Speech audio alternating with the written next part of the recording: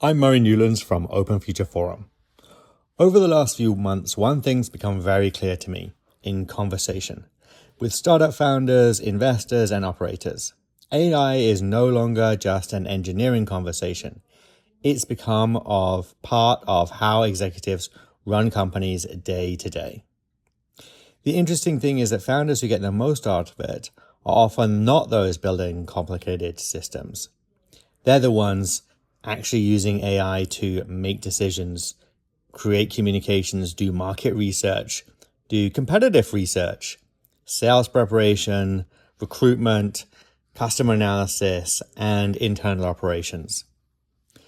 A lot of founders think about AI as a product feature, and yes, it can be. Increasingly, though, however, it's about how operations are best run within the company. Executive operating systems for the company. Discussions around this can include investor updates, customer calls, marketing challenges, new competitors, decision-making processes, hiring, and internal communications. CEOs are overwhelmed with all of these things, and yet AI can compress large amounts of information and help executives work faster, harder, and better. Another thing I'm seeing in startup leaders using AI is importance for them preparing for meetings, how to best conduct investor calls, before enterprise sales meetings, before customer conversations, before board meetings. Can it prepare their board pack?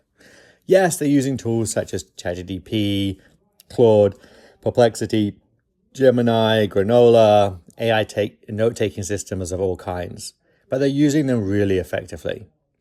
As much the fact that they're using them rather than trying to optimize for the best one is what's really working.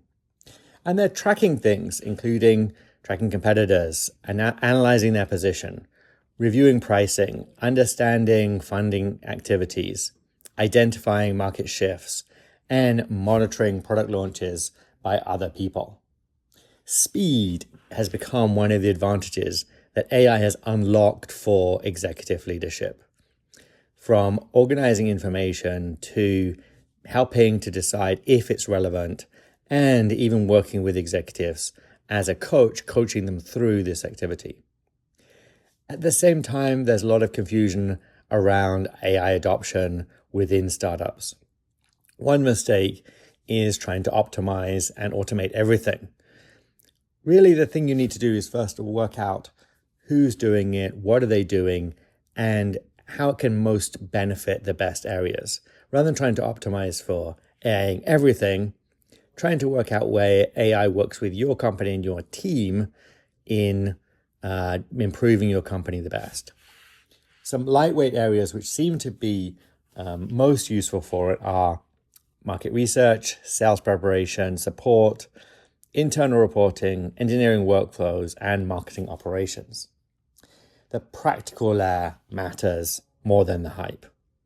Another interesting trend is for investors who are looking at what's happening in this space are that the assumption is that small teams can move faster.